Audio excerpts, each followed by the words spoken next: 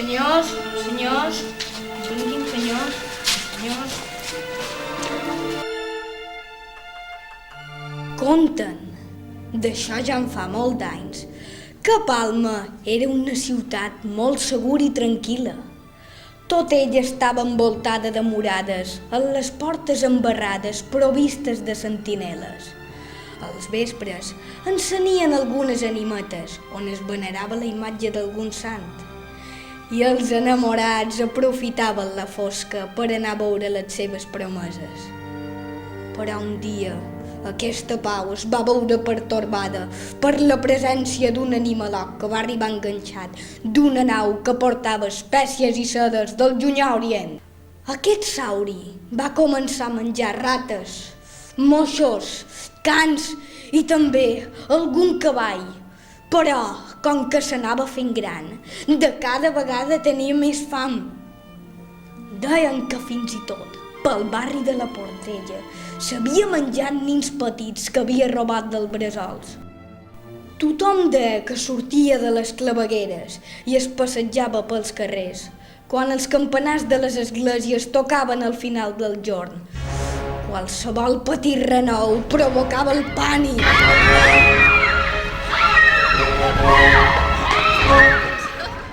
Els carrers quedaven buits des de la Portella fins al call.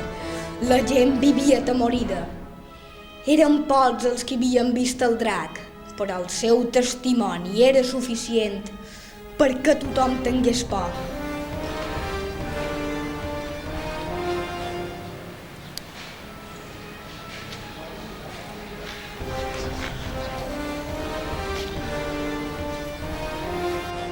Surt quan no hi ha lluna i es menja els nins petits.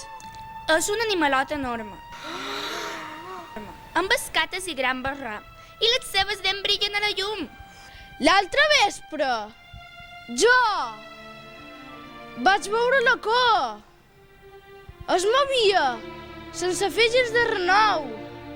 Dins la fosca se sentia la respiració de la bèstia. Era com un bramuc que et gelava la sang.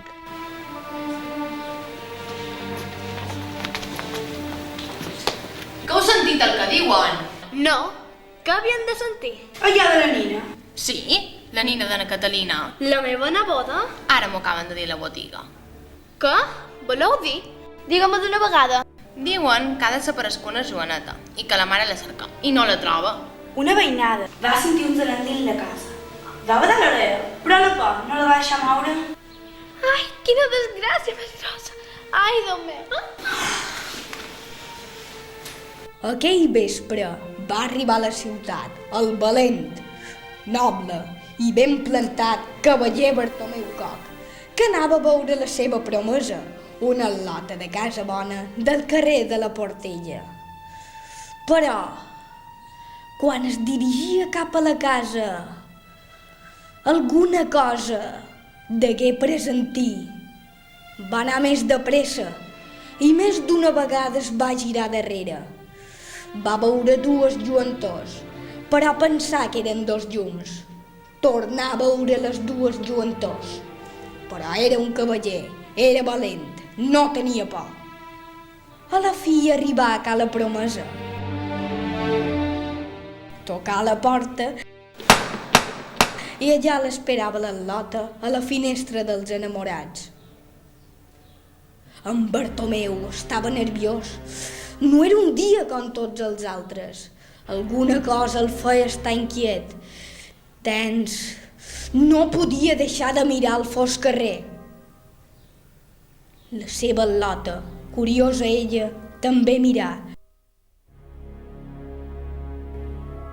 Tota esglaiada amb els dos punts que brillen. Tomeu, Tomeu, Tomeu! Treu l'espasa! Guarda't, que també és la fera!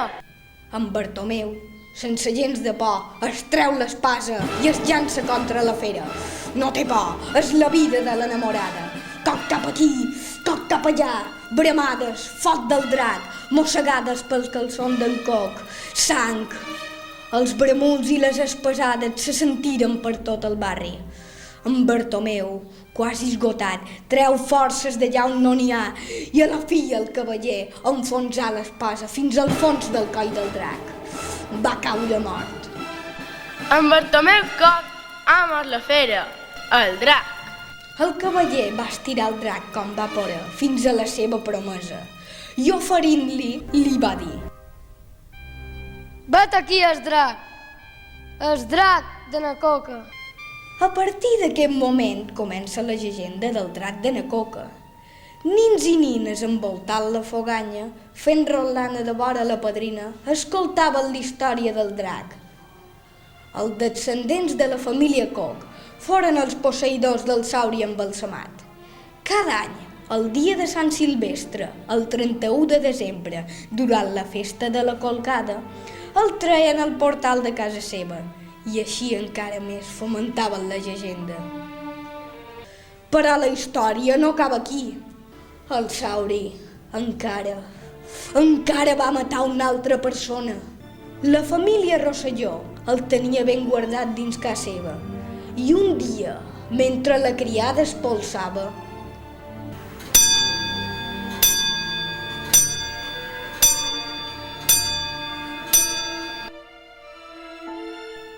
Què punyetes guarden en aquesta caixa que tant...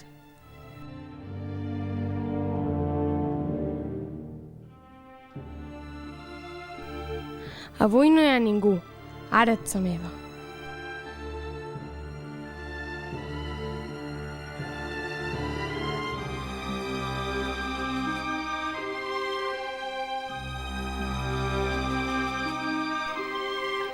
Quin misteri té aquí aquesta gent?